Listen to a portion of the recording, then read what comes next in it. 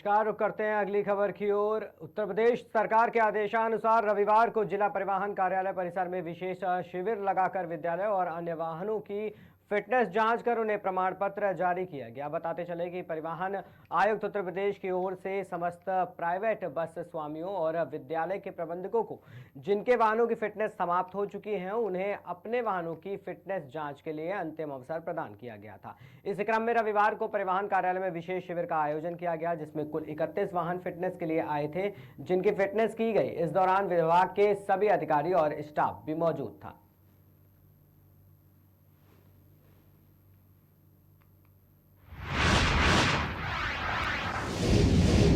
करेंगे अगली खबर की ओर। चित्रकूट के तुलसी जन्मभूमि राजापुर धाम में चल रहे 10 दिवसीय तुलसी जन्म जयंती महोत्सव कार्यक्रम में आज उच्च शिक्षा राज्य मंत्री रजनी तिवारी का मुख्य अतिथि के रूप में शामिल हुई। शिक्षा मंत्री रजनी तिवारी ने सर्वप्रथम तुलसी जैन कुटीर में जाकर राम दरबार और पूज्य गोस्वामी तुलसीदास के दर्शन किए और माल्यार्पण किया। साथ ही साथ पूजा पाठ भी किया। पूजा पाठ के उपरांत उच्च शिक्षा राज्य मंत्री रजनी तिवारी तुलसी जन्म कुटीर के विशाल प्रांगण में बैठकर पवित्र नवार पारायण पाठ का गायन भी किया।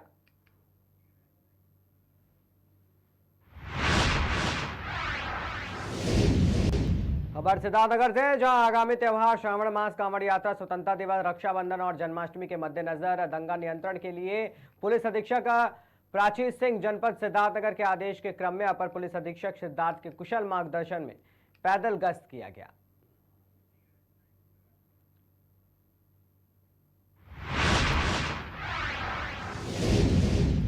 खबर है अगली मंडला से, जहां पर वन अंचलों में बारिश का दौर जारी है। शहरी और नगरीय क्षेत्रों में जहां रुक रुक कर हल्की बारिश हो रही है, वहीं जिले सहित डिंडौरी में हो रही बारिश के चलते नर्मदा के जलस्तर में बढ़ोतरी हो गई है। लगातार बारिश से मंडला में नर्मदा नदी का जलस्तर बढ़ता जा रहा है। मौसम विभाग ने मंडला सहित मध्य प्रदेश के अनेक जिलों में भारी बारिश की चेतावनी दी है। साथ ही साथ निचली बस्तियों के लोगों को भी अलर्ट किया गया है, जिसको देखते हुए मंडला कलेक्टर डॉक्टर सलोनी सिडाना ने नर्मदा नदी से लगे निचली बस्तियों का भ्रमण किया। साथ ही साथ अधिकारियों और कर्मचारियों को सख्त दिशा निर्देश भी दिए।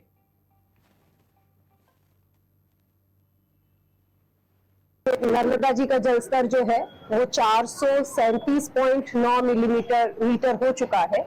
वार्निंग लेवल जो है वो 437 मीटर पे आता है। इसीलिए सभी घाटों पे ये व्यवस्था की जा रही है कि वहां पे अब लोग ना आए। लोगों को भी आपके माध्यम से अपील की जाती है कि नर्मदा जी का जो डेंजर लेवल है वो 437 मीटर पे आता है, और लोगों को भी अपील कर रहे हैं कि इस समय पे पानी बहुत ऊपर आ चुका है।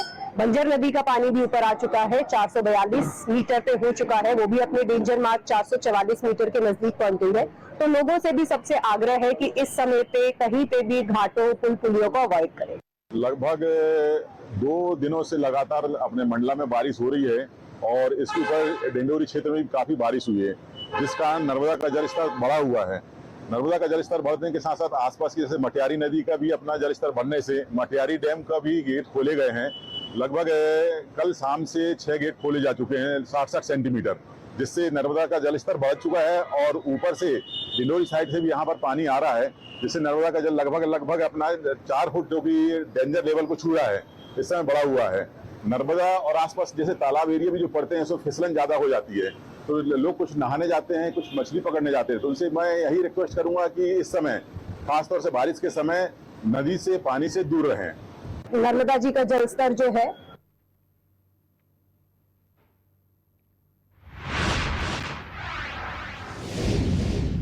अगली खबर कन्नौज से, जहां पुलिस अधीक्षक अमित कुमार आनंद द्वारा महिला थाना परिसर में स्थित परिवार परामर्श केंद्र का फीता काटकर उद्घाटन किया गया। पुलिस अधीक्षक ने बताया कि ऑपरेशन किरण के अंतर्गत परिवार परामर्श केंद्र में ऐसे दंपतियों को सलाह समझौता कराया जाता है जिनके बीच मनमुटाव झगड़ा हो। इस वर्ष 189 परिवारों की काउंसलिंग कर उनके परिवार को टूटने से बचाकर उनकी जिंदगी में रंग भरने का काम परामर्श केंद्र ने किया है।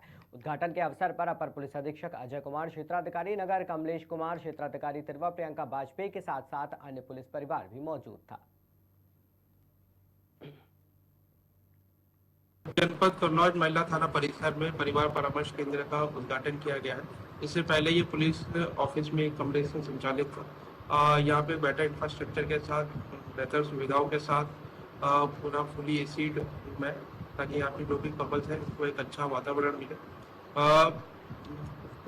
हमारी पुलिस ऑपरेशन किरण के नाम से एक मिशन चला रही है, जिसमें जो भी कपल्स है या पति पत्नी है जिनके बीच में वाद विवाद है, हमारा प्रथम उद्देश्य ये होता है कि उनके परिवार को बचाया जाए, उनके जो बच्चे हैं उनके बेस्ट हित को देखा जाए, जिसके चलते हम लोग जो भी कपल्स सहमति देते हैं तो उनकी काउंसलिंग कराई जाए। तो इस परिवार परामर्श केंद्र में काउंसलिंग कराई जाती है। इस वर्ष अब तक टोटल 179 कपल्स की सक्सेसफुली काउंसलिंग कराई जा चुकी है। उनके बीच जो विवाद थे उनको खत्म करके ऐसे कपल्स पुनः अपने परिवार में खुशी से रह रहे हैं। और मुझे आशा है कि इस नए केंद्र जो यहाँ से संचालित होगा और इससे हमारी पुलिस और बेहतर काम करेगी, और जो लोगों के बीच में वाद विवाद है, जो परिवार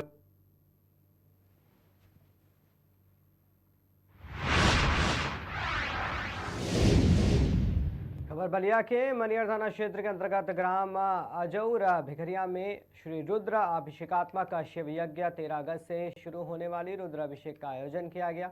यज्ञ प्रारंभ होने के पूर्व गोपाल दास महाराज के यज्ञाधीश के द्वारा यज्ञ में भाग लेने वाले ब्राह्मणों और यजमानों ने भाग लिया। साथ ही साथ शिव यज्ञ में यज्ञशाला में भी प्रवेश किया गया। प्रवेश के बाद यज्ञिक कार्यक्रम का प्रारंभ भी किया जाएगा।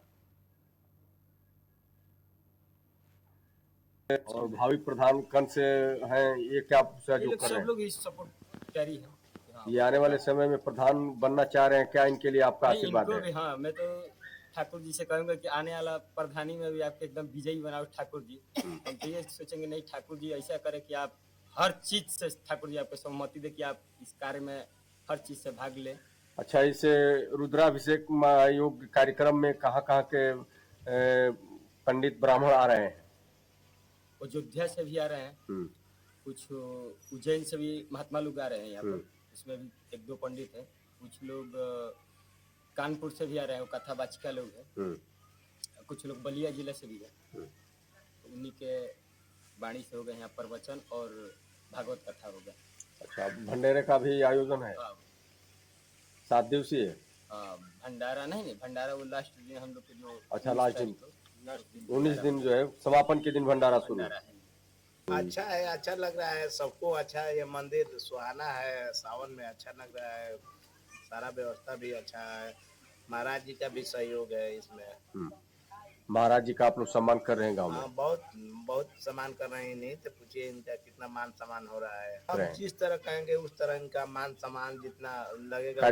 प्रधान जी वो कह रहे हैं कि जितना लगेगा उतना लगाएंगे, और अपना बाहर से चंदा आएगा तो लगेगा, नहीं तो हम तो ये है लगाएंगे। कौन है प्रधान यहाँ? राजेश, वो है धुनिया देवी।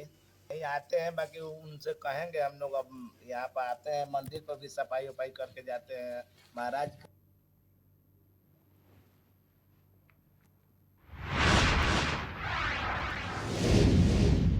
खबर बलिया से। समाजवादी पार्टी के नवनियुक्त राष्ट्रीय सचिव अवलेश का बलिया प्रथम आगमन भव्य स्वागत किया गया, जहां पर विभिन्न स्थानों पर रास्ते में ही उनका स्वागत हुआ।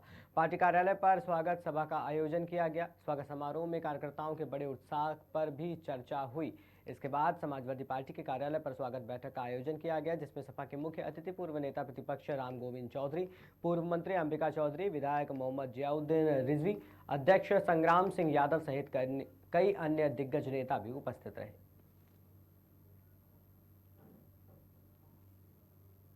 आज के दिन बलिया जनपद पूरे पूर्वांचल का देखा जाए तो स्वतंत्रता संग्राम के जमाने से सबसे पहले बलिया आजाद हुआ था। आज बलिया में समाजवादी पार्टी के कार्यालय में संविधान का स्थापना दिवस का कार्यक्रम हुआ। इसके साथ साथ मुझे जो नई जिम्मेदारी मिली थी, इसके लिए हमारे समाजवादी परिवार में और क्षेत्र में जो है स्वागत का कार्यक्रम रखा। आज बलिया वालों का विषय है। साथ ही साथ हमारे कार्यालय का जो है उसी के तहत पूरे प्रदेश में, पूरे देश में काम कर रहे हैं। और इसमें कहीं से कुछ भी मतलब देखा जाए तो सरकार को इतना डरी हुई है कि 13 चुनाव हुआ न देश में, हमारे विपक्षी पार्टियों ने 10 जीता और उत्तर प्रदेश में 10 का उपचुनाव होना है, अभी तक घोषणा नहीं हुआ। हम समझते हैं कि जनता अभी 27 तो दूर है, अभी उपचुनाव में जनता जवाब देगी। हम लोग 10 की 200 सीट जीतेंगे और 27 में महापरिवर्तन होगा। हमारे अखिलेश जी के नेतृत्व में अखिलेश जी प्रदेश के मुख्यमंत्री बनेंगे और केंद्र में भी देखिए बहुत जल्दी परिवर्तन होने की उम्मीद है। जनता नौजवान आवाज, गरीबों की आवाज बता रही है। आप देख रहे हैं आज के दिन में क्या हो रहा है। आज के दिन बलिया जनपद पूरे पूर्वांचल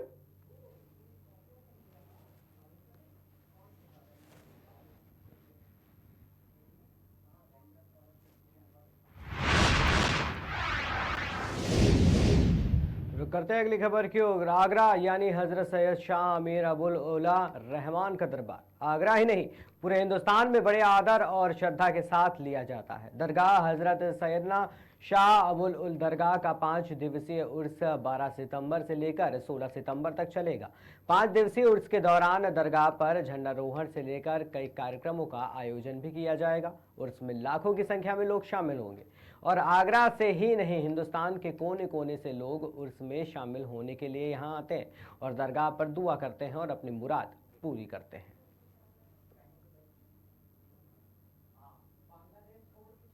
अस्सलाम वालेकुम रहमतुल्लाहि व बरकातुहू। दरगाह हज़रत सैयदना शाह अमीर अबुल उला सरताज आगरा का 385वां उर्स का आयोजन अब इस महीने में होने जा रहा है।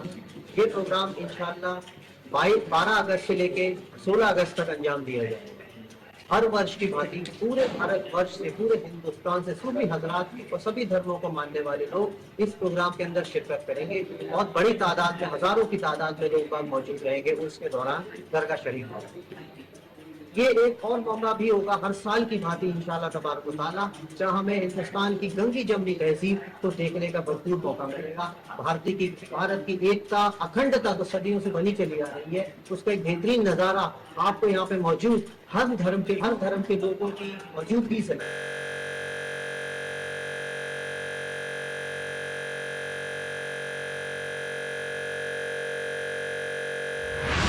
कल रात्रि में यूपीएसटीएफ की टीम और थाना रुक करेंगे अगली खबर की ओर। सोनभद्र पुलिस को बड़ी सफलता हाथ लगी है। चौपन पुल से भारी मात्रा में मादक पदार्थ की बरामदगी कर गई। यूपी एसटीएफ और थाना चौपन पुलिस को मादक पदार्थों की तस्करी करने वाले 2 अंतरजनपदीय गांजा तस्कर गिरफ्तार किए। पुलिस अधीक्षक सोनभद्र डॉक्टर यशवीर सिंह द्वारा जनपद में अवैध मादक पदार्थ तस्करों के विरुद्ध चलाए गए ऑपरेशन में अनवरत ऑपरेशन पर ताबड़तोड़ कार्रवाई की जा रही है।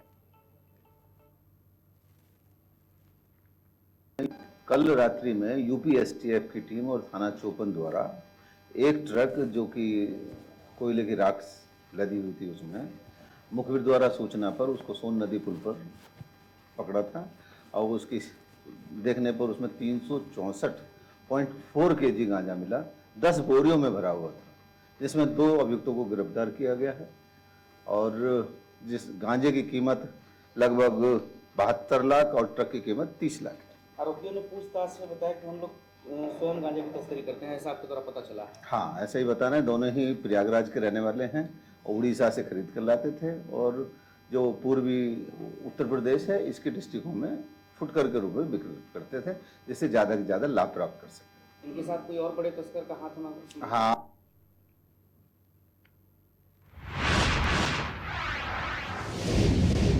बोकारो के पीएनटी कॉलोनी सेक्टर 5 में जर्जर ब्लॉक की सीढ़ी गिरने से दूसरे तल्ले पर रहने वाले 3 घर के लोग फंसे हुए थे, जिसकी जानकारी जिला प्रशासन को मिली, जिसके बाद एसडीएम, बीसीएल के सीजीएम टाउनशिप और सीआईएसएफ के जवान फायर ब्रिगेड की गाड़ी मौके पर पहुंचकर 3 घर में रहने वाले लोगों को रेस्क्यू कर ऊपर से निकाला।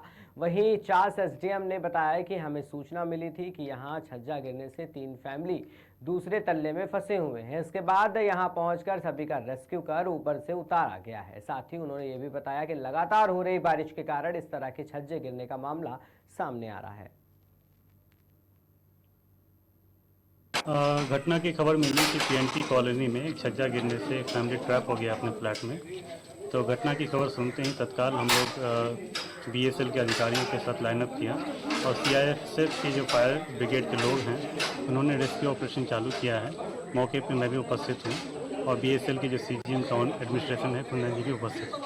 भारी वर्षा होने के कारण ये घटना की आशंका थी।